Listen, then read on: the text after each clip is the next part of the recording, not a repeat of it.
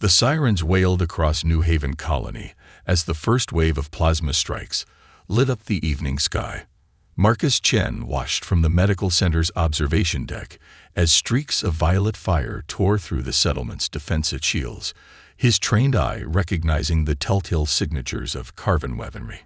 After 15 years as a combat medic in Earth's expeditionary forces, he thought he'd left war behind. Now it had found him again, even on this peaceful farming colony at the edge of human space. Dr. Chen. A nurse burst through the doors, her face pale. "We've got incoming casualties from Sector 7. The evacuation shelters were hit." Marcus was already moving, muscle memory taking over as he grabbed his trauma kit. How many? At least 30. Mixed species, mostly human colonists, but some Alteran merchants too.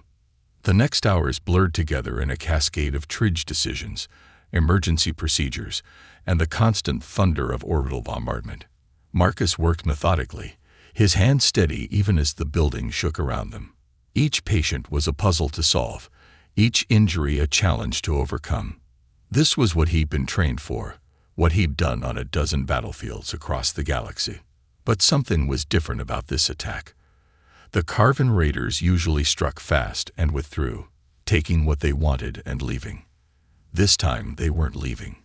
This was an invasion. As the night wore on, the medical center's halls filled with the wounded and displaced. Marcus had just finished stabilizing a young colonist with plasma burns when he noticed her. A slender figure in simple worker's clothes, helping the nurses distribute supplies. There was something about her movements, too precise and practiced for a civilian. Their eyes met briefly across the crowded emergency ward, and he saw something in her gaze that spoke of deeper waters. She looked away quickly, but not before Marcus caught a glimpse of barely concealed fear. Not the normal fear of the bombing, but something more specific. When two new arrivals entered the ward wearing what looked like civilian clothes, but moved with military precision, she slipped quietly behind a supply cabinet. Marcus made his decision in an instant. He'd seen enough combat to trust his instincts. "This way," he said quietly as he passed her hiding spot. "The surgical prep room is empty." She hesitated only a moment before following him. Once inside the sterile room, she took up a position that gave her clear views of both exits. "Definitely trained then."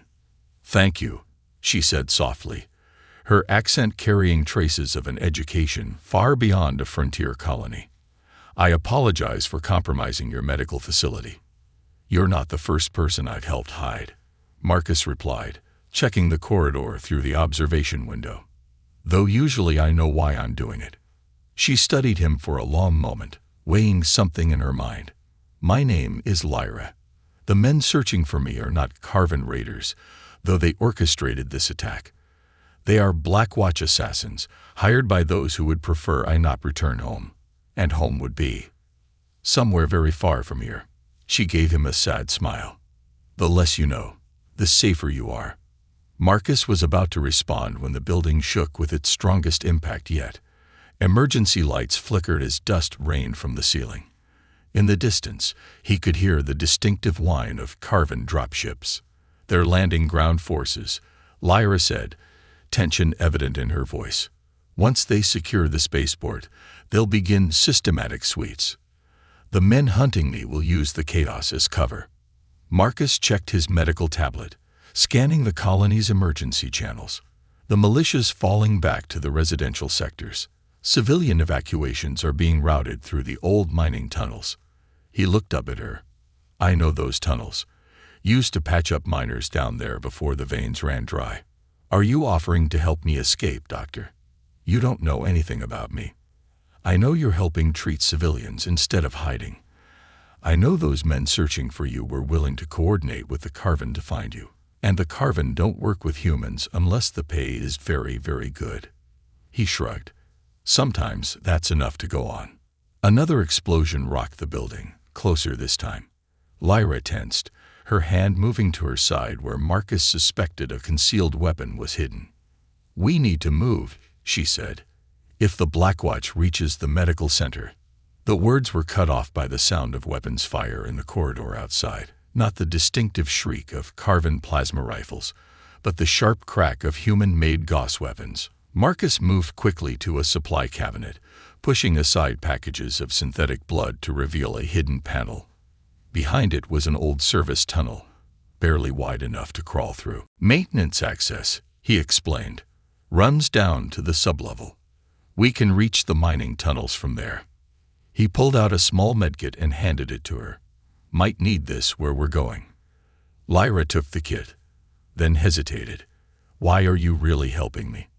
Marcus thought about all the battlefields he'd seen, all the times he'd watched people choose between what was safe and what was right. Because something tells me that helping you might help a lot more people than just you. And because those men out there brought the Carven down on innocent civilians to find you. That means you're probably someone worth protecting. A ghost of a smile crossed her face. You have good instincts, Dr. Chen. Marcus, he corrected, as the sounds of fighting grew closer. If we're going to be crawling through maintenance tunnels together, you might as well use my first name. He helped her into the tunnel, then followed, pulling the panel closed behind them.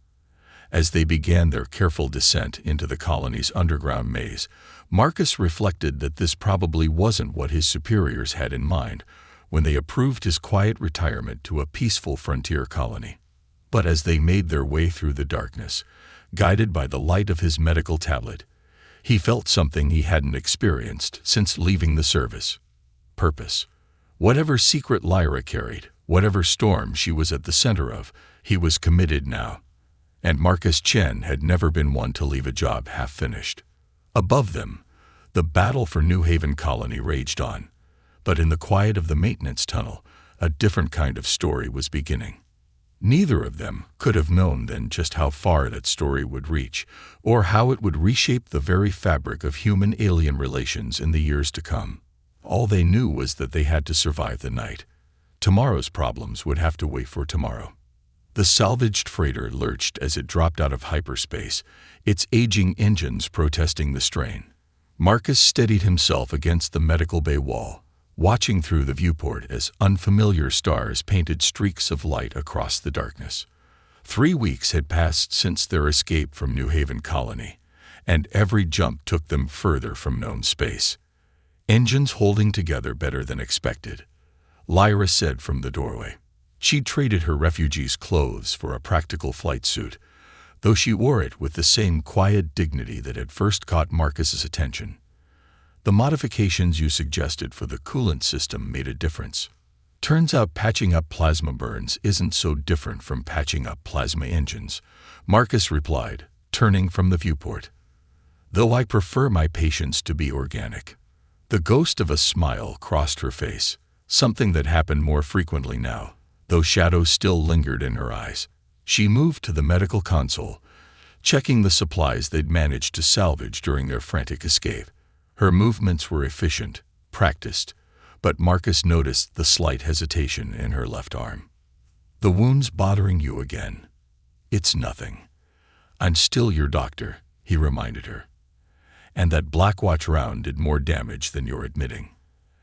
After a moment's resistance, she nodded, sitting on the examination table.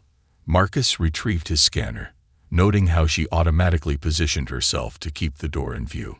Old habits, he supposed, or perhaps not so old. You know, he said as he examined the healing tissue, most of my patients tell me how they got their injuries. Most of your patients aren't running from assassins, she countered, but there was no edge to her words. After a pause, she added, you haven't asked many questions. Figured you'd tell me what I need to know when I need to know it. The scanner showed inflammation around the energy signature left by the Gauss round. He began preparing an anti-inflammatory compound. Though I admit, I'm curious why someone with your obvious training needed my help in the first place. Lyra was quiet for so long that Marcus thought she wouldn't answer. When she finally spoke, her voice was soft but clear. I was betrayed. Someone I trusted gave my location to the Blackwatch. I had to abandon my security detail to protect them. They would have died trying to defend me. And now Now I'm trying to reach people I know I can trust. But they're far from here, in parts of space most humans never see. She met his eyes. I don't expect you to continue this journey with me, Marcus. You've already done more than enough. When we reach the Jarvik station, you can. The ship's proximity alarm cut through her words. Marcus was moving before the sound faded, years of combat training taking over. Lyra was right behind him as they raced to the bridge. The main display showed 3 ships dropping out of hyperspace, sleek, predatory vessels that Marcus didn't recognize. But Lyra did, judging by the way she tensed. Shadowborn hunters, she said grimly. Elite mercenaries. They work exclusively for the highest bidders in the stellar ascendancy. Marcus's hands flew over the navigation console, plotting possible escape routes. Friends of yours? Quite the opposite. She took the weapons station, fingers dancing across the controls with practiced ease.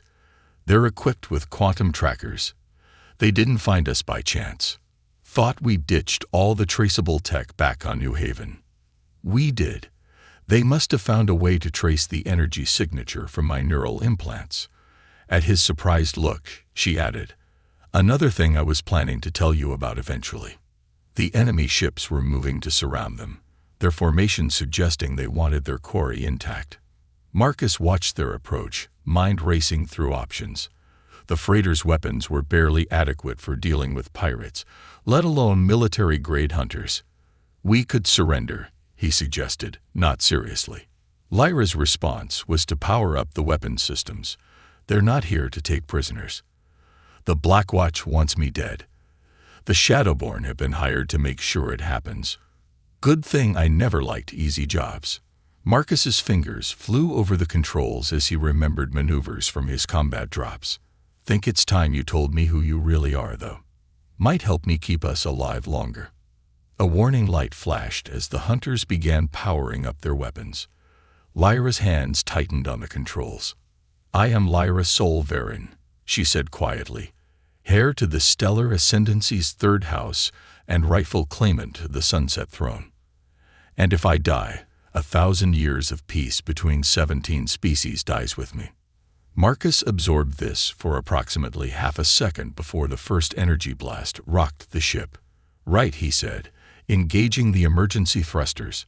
No pressure then. The next minutes were a chaos of evasive maneuvers and desperate counterfire. Marcus flew like he hadn't in years, pushing the old freighter well beyond its design limits. Lyra proved herself a skilled gunner, her shots precise and tactical, focusing on the hunters' propulsion systems rather than trying to destroy them outright. They were outnumbered and outgunned, but they had one advantage. The hunters needed Lyra alive, or at least identifiable. That meant their shots had to be precise, controlled. Marcus, on the other hand, had no such restrictions.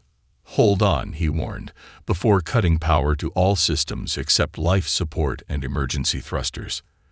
The ship went dark, drifting like dead weight toward the nearby asteroid field. They'll see through this, Lyra said, though she didn't interfere. Counting on it. Marcus watched the hunters adjust their approach, moving to bracket the apparently disabled freighter. But they'll still have to check. When the lead hunter ship drew close enough for a tractor lock, Marcus slammed full power to all systems.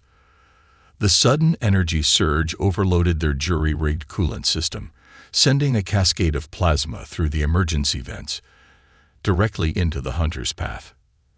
The explosion caught 2 of the pursuit ships in its radius. The third pulled back, shields flaring as it tried to avoid the debris field. By the time it recovered, Marcus had the freighter deep in the asteroid field, running dark again, but this time with a purpose. That was either brilliant or insane, Lyra said when they finally emerged on the other side, reasonably sure they'd lost their pursuers. If it's stupid but it works, it's not stupid. Marcus began checking systems for damage. Old Earth saying. Though right now, I'm more interested in new Earth sayings, like thanks for saving my royal hide, Marcus. That earned him a genuine laugh, the first he'd heard from her. Thank you, she said, and he could hear the warmth in her voice. Though I'm not sure what you've gotten yourself involved in. Pretty sure I'm involved in trying to prevent an interstellar war. He looked over at her. Unless there's more you haven't told me. There's always more, she admitted. But right now, we need to change course. Jarvik Station isn't safe if they can track my neural signature. We need to find someone who can help us remove it. And I suppose this someone isn't going to be in any nice, peaceful part of space. How do you feel about the Crimson Nebula? Marcus groaned. The Crimson Nebula was notorious. A lawless expanse where the worst of humanity mixed with the most dangerous elements of a dozen alien species.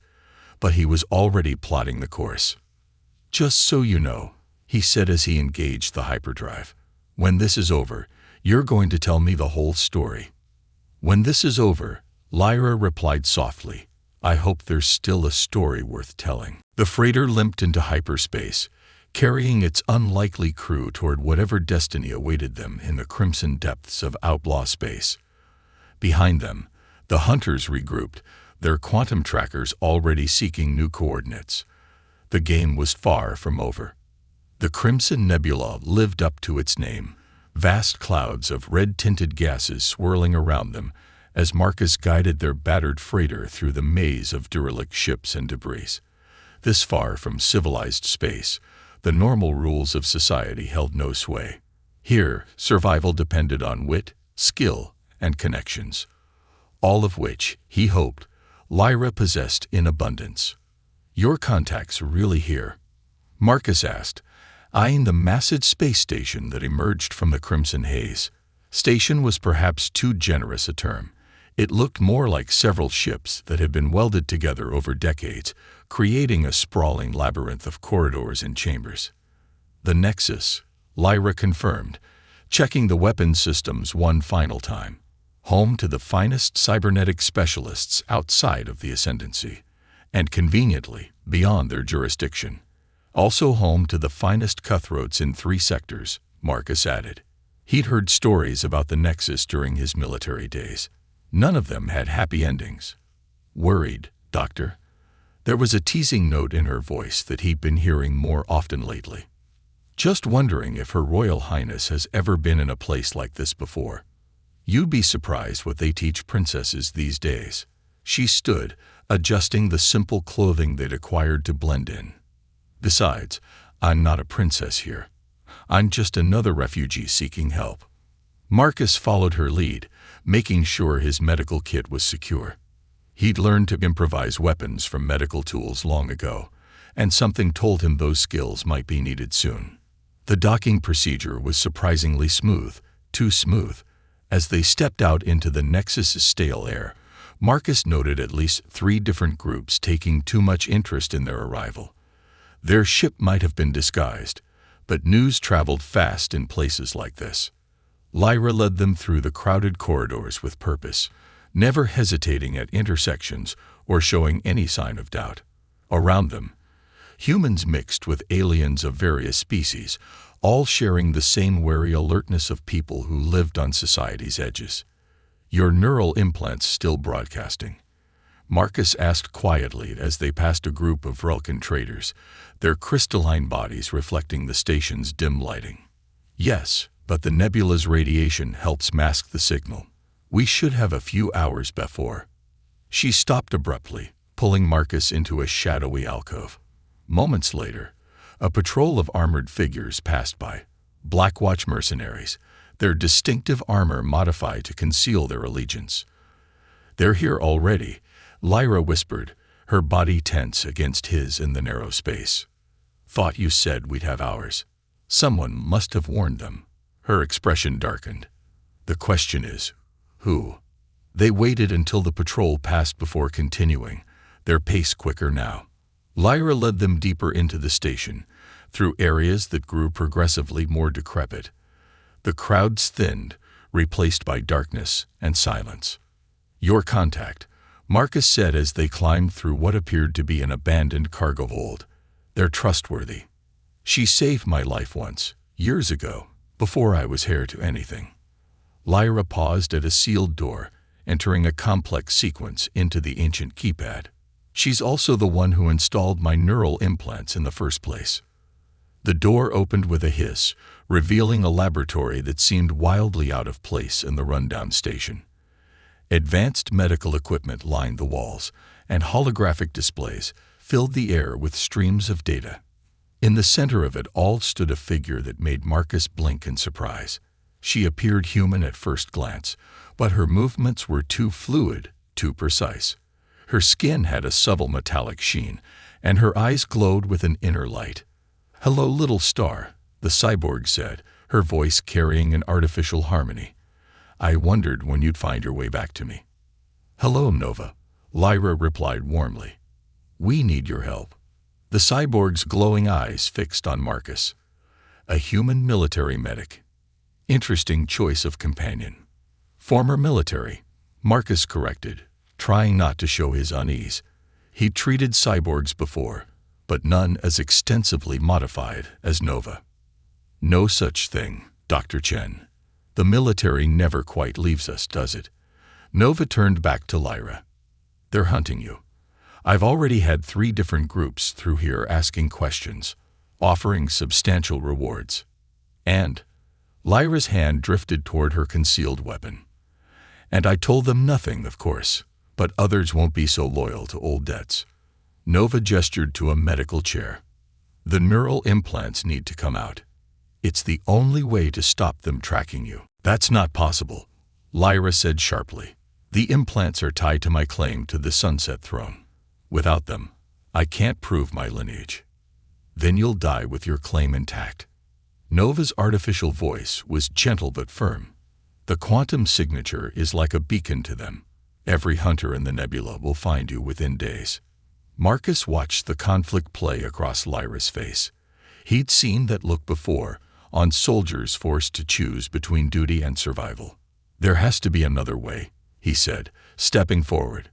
"Some way to mask the signal instead of removing the implants." Nova's glowing eyes studied him with new interest. "Perhaps, but it would require rare materials, dangerous to acquire, and the procedure itself would be unpleasant." "How unpleasant?" "Like having your nervous system rewritten while conscious." Nova turned to a console, bringing up complex schematics. The implants are integrated with her neural pathways. To modify them without removal would require her to be awake and responsive throughout the procedure.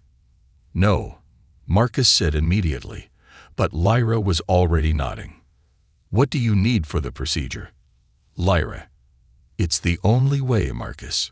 She met his eyes, and he saw the same determination that had first drawn him to her cause. "I can't abandon my claim to the throne. Not when so many have died protecting it." Nova listed the required materials, specialized compounds, experimental tech, things that would be nearly impossible to acquire legally. But they weren't in legal space anymore. "The materials can be found here on the Nexus," Nova said, "for the right price. But you'll have to hurry. The Blackwatch is systematically searching the station. It's only a matter of time before they find this lab." Marcus looked at Lyra, seeing not the princess she was born to be, but the warrior she'd become. "I'll get what we need." "We'll get it together," she corrected. "I'm not letting you face the Nexus alone." "Actually," Nova interrupted, her artificial eyes flickering with new data, "we have a more immediate problem. The Blackwatch just activated the station's internal sensors. They're doing a sector-by-sector scan for neural implant signatures." As if on cue, they heard the sound of armored boots in the corridor outside. The hunters were closing in, and time was running out. The corridors of the Nexus became a maze of shadows and tension as Marcus and Lyra moved through its depths. Nova's lab had a hidden exit. Of course it did. And now they found themselves in the station's industrial sector, where massive machinery hummed behind rusted walls and steam hissed from ancient pipes. "The quantum stabilizer is the priority," Lyra whispered as they paused at an intersection. "Without it, none of the other materials matter." Marcus checked his modified medical scanner, which Nova had reprogrammed to detect Blackwatch energy signatures. 3 patrols between us and the tech district. And those are just the ones I can pick up. The Blackwatch isn't our only problem. Lyra nodded toward a group of figures lurking in the shadows ahead. Their crystalline bodies marking them as Vrelkin merchants, but their posture suggesting less legitimate business. Word's out about the bounty on us. Every mercenary and crime lord on the station will be looking. Then let's give them something to look at. Marcus pulled up the station schematics Nova had provided. Maintenance shaft Delta 7 runs parallel to the market district. If we can access it from the lower levels, we bypass most of the patrols. Lyra finished, following his thinking. But Delta 7 runs through Thraxian territory. They're not fond of humans. Good thing I spent 6 months treating Thraxian plasma burns on the Martian frontier. Marcus managed a grim smile. Amazing how friendly people get when you save their lives. They found the maintenance access point behind a loose panel, exactly where Nova's schematics indicated. The shaft was narrow, designed for the station's maintenance drones rather than human use, but they managed to squeeze through. The air grew thicker as they descended, heavy with the metallic taste of recycled atmosphere. After what felt like hours of careful navigation, they emerged into a dimly lit chamber filled with towering servers, the Nexus' central data processing hub. The quantum stabilizer they needed would be somewhere in the tech markets above, but first they needed to deal with the station's security systems. Hold, Lyra whispered suddenly, pressing back against a server bank. Marcus followed her lead, watching as a patrol of Thraxian guards passed through the adjacent corridor. Their chitinous armor gleamed dully in the low light, weapons held ready. Once the patrol passed, they moved quickly through the server room toward the access point Nova had marked. But as they reached it, Marcus's scanner began pulsing with an urgent warning. Multiple signatures converging, he reported, checking the display. They're hurting us. They've been tracking us since we left Nova's lab, Lyra confirmed grimly, probably letting us lead them to any Confederates. Then let's introduce them to some old friends. Marcus pulled out his medical kit, removing several innocuous-looking capsules. Field medicine had taught him that healing tools could easily become weapons in the right circumstances. They split up, moving through the shadows of the server banks. Marcus placed the capsules at strategic points, while Lyra interfaced with the security terminals using codes Nova had provided. When the Blackwatch teams breached the server room minutes later, they found themselves caught between overloading power conduits and clouds of aerosolized sedative. In the chaos that followed, Marcus and Lyra slipped through to the tech district. But their distraction had come at a cost. The entire station was now on high alert, and the market areas were crawling with security forces. There, Lyra pointed to a shop front half hidden between larger establishments. The sign was written in multiple languages, advertising specialized equipment for discerning clients. Looks promising, Marcus agreed. Also looks well guarded. Indeed, several large figures loomed in the shadows near the shop. Private security, their cybernetic enhancements clearly visible. But as they watched, a commotion erupted at the far end of the market. Several Blackwatch teams had engaged with a group of Vrelkin mercenaries, the firefight quickly spreading through the crowded space. Perfect timing, Lyra murmured. The enemy of my enemy.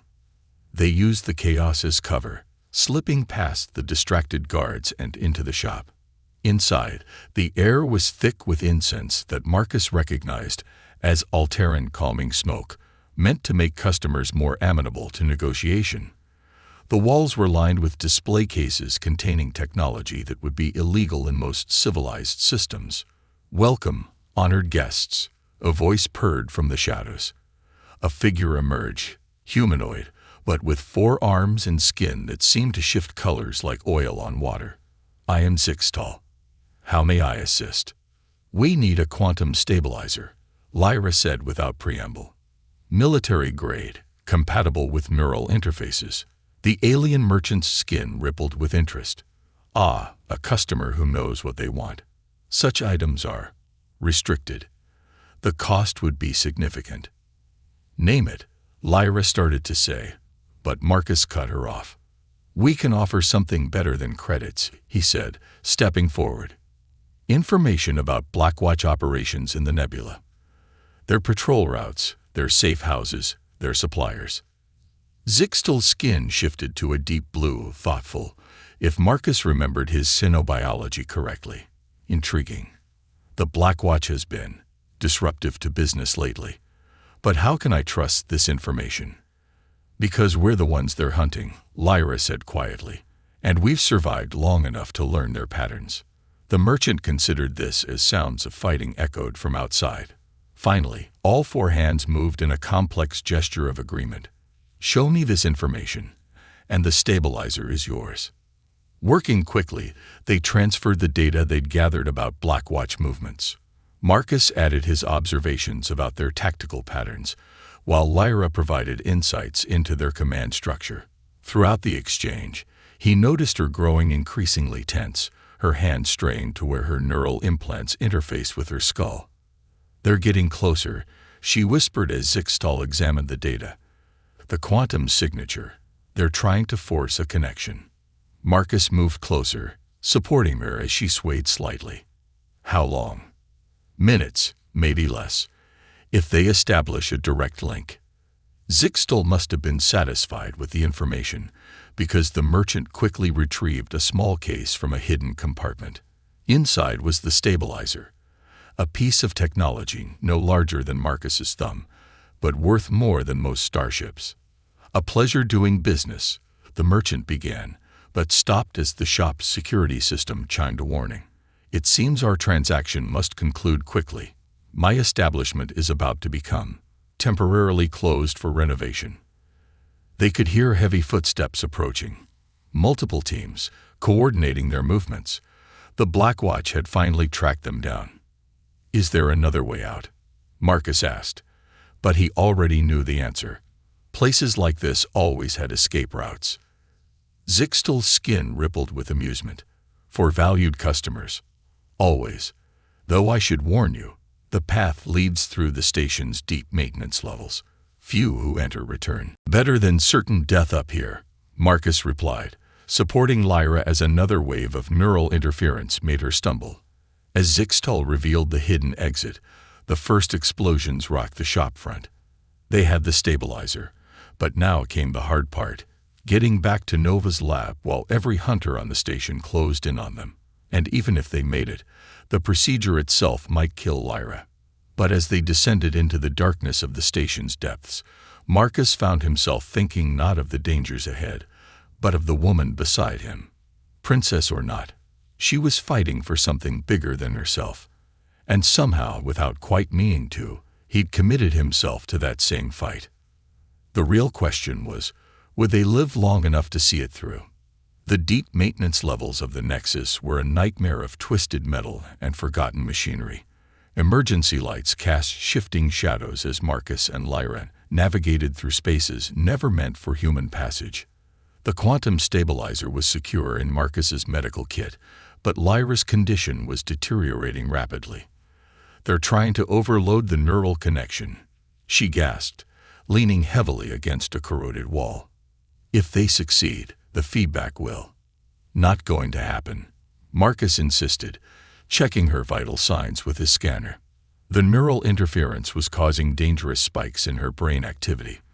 We're almost back to Nova's lab. Just hold on. A distant explosion echoed through the station's depths, followed by the sound of plasma fire. The Blackwatch was methodically searching every level, and they weren't being gentle about it. Marcus. Lyra's voice was steady despite her pain. If we don't make it, there's something you need to know. The throne. It's more than just a symbol. The neural implants don't just prove my lineage, they connect to the ascendancy's central eye. Whoever controls the throne controls the defense networks, the trade routes, everything. And let me guess, the people hunting you aren't interested in maintaining peace. The Blackwatch serves a faction that believes humanity needs to be contained, controlled. They see our expansion into the galaxy as a threat. She managed a weak smile. They're not entirely wrong. Humans can be dangerous. We can also surprise you, Marcus replied, helping her forward as they heard voices approaching their position. like ex-military medics who get caught up in interstellar politics. They reached a maintenance shaft that would take them back to Nova's section of the station. But as they prepared to climb, Lyra suddenly stiffened. "They're here," she whispered. "In my head. They're trying to march us." She collapsed as her neural implants flared with brilliant light. Marcus caught her, his medical training taking over as he administered emergency countermeasures. Her vital signs were going crazy, the neural interface being pushed far beyond its design limits. "How touching," a cold voice said from the shadows. "The brave human protector and his royal charge." 4 Blackwatch operatives emerged from different directions, their advanced armor making them almost invisible in the dim light. The leader's helmet retracted, revealing features that mixed human and cybernetic elements. "Commander Voss," Lyra managed through gritted teeth, still doing the purist's dirty work. "Still clinging to outdated ideals of cooperation," Voss replied.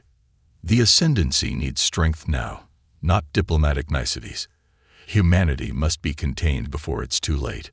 "Funny," Marcus said, carefully shifting to put himself between Lyra and the Blackwatch team. "From where I'm standing, the only threat to peace is you. Stand aside, Dr. Chen. Your service record is impressive. We'd prefer not to add you to the casualty list." Instead of responding, Marcus triggered the final capsule from his medical kit, throwing it at the ceiling. The maintenance shaft erupted in dense, caustic smoke. He grabbed Lyra and ran, using his combat training to navigate by touch, while the Blackwatch's visual systems were compromised. They emerged into a different corridor, but Marcus knew they were running out of time. Lyra's neural implants were being pushed toward critical failure, and the Blackwatch would recover quickly. "Almost there," he encouraged as they rounded the final bend to Nova's lab. But what they found stopped them cold. The lab was a battlefield. Nova stood amid destroyed equipment and fallen Blackwatch operatives, her cybernetic form showing signs of heavy damage. More soldiers were pouring in through the broken door. "Inside," Nova called out, her artificial voice distorted by damage. "The procedure chamber is ready." They fought their way through, Marcus using every trick he'd learned in combat medicine to keep them alive. Nova sealed the inner doors as they reached the chamber, buying them precious minutes. "The stabilizer," she demanded, already moving to the medical equipment. "Quickly." Marcus handed it over, helping Lyra onto the surgical chair. The neural interface was burning hot now, its glow visible through her skin. "This will hurt," Nova warned as she began connecting equipment. "But you must remain conscious. If your mind slips, the connection will fail." "What can I do?" Marcus asked, his medical scanner showing Lyra's system approaching critical levels. "Hold her hand," Nova replied simply. "Give her something to anchor to." The procedure that followed was a nightmare of precision and pain. Nova worked with inhuman speed, using the quantum stabilizer to modify the neural implants, even as the Blackwatch tried to overload them remotely. Lyra's grip on Marcus's hand was crushing, but she never screamed, never begged for it to stop. Through the sealed doors, they could hear the battle raging. The station's criminal elements had apparently decided that the Blackwatch's presence was bad for business. The sounds of combat suggested multiple factions had joined the fight. Almost. There. Nova's fingers flew over the controls. "The stabilizer is integrating. Once it's complete, they won't be able to." The doors exploded inward. Commander Voss stood in the wreckage, his cybernetic systems glowing with power. "Step away from the princess," he ordered, weapon raised. "The ascendancy's future will not be determined by idealistic fools." "You're right," Lyra said through clenched teeth. "It will be determined by hope." She sat up suddenly, her neural implants blazing with renewed energy. The quantum stabilizer had done more than block the Blackwatch's interference. It had given her direct access to the station's systems. Emergency bulkheads slammed down, trapping Voss's reinforcements outside. Artificial gravity shifted, throwing the Blackwatch commander off balance, But he was too well enhanced to be stopped so easily, his weapon coming up for a killing shot. Marcus moved without thinking, decades of combat medicine having taught him exactly where to strike a cybernetically enhanced body. His precision strike hit a cluster of neural connectors at the base of Voss's skull, disrupting the commander's augmented reflexes. The moment of weakness was all Lyra needed. Through her enhanced connection to the station's systems, she transmitted a compressed data burst to every communications array in range. The truth about the Black Watch, about the purist faction's attempts to destabilize the Ascendancy, about their willingness to murder innocent colonists to maintain power. All of it broadcast across every secure channel in the sector. "It's done," she said softly as Voss realized what had happened. "The Ascendancy's council will know everything. Your masters can't hide anymore." The commander's cybernetics sparked as he tried to override Marcus's neural disruption. "You think this changes anything? Humanity is still a threat that must be contained." "Humanity," Marcus said, helping Lyra stand as Nova finished stabilizing her neural systems, "just helped save your civilization from itself. Might want to reconsider your position on that." The next hours passed in a blur of activity. The Black Watch's support crumbled as their masters were exposed. The various factions of the Nexus, realizing which way the wind was blowing, competed to offer assistance to the rightful heir of the Ascendancy.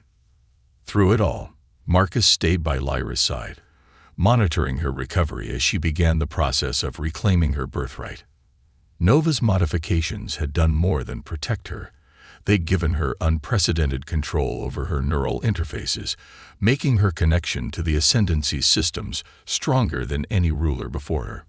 "What happens now?" he asked as they stood in their repaired ship's medical bay, preparing to leave the Nexus behind. Lyra touched the barely visible interface at her temple, its glow now a steady, healthy blue.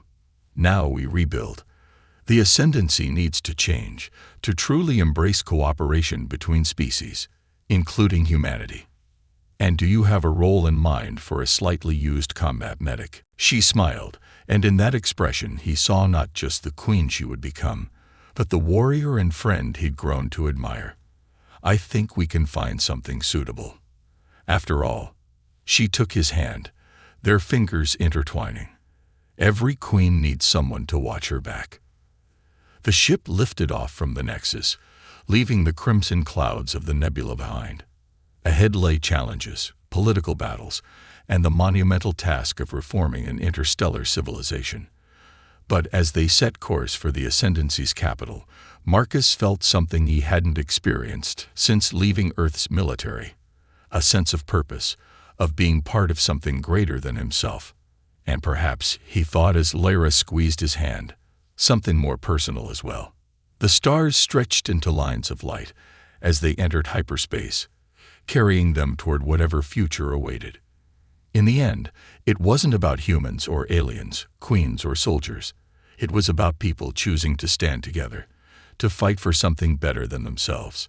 That, Marcus realized, was a cause worth serving, and a story worth telling.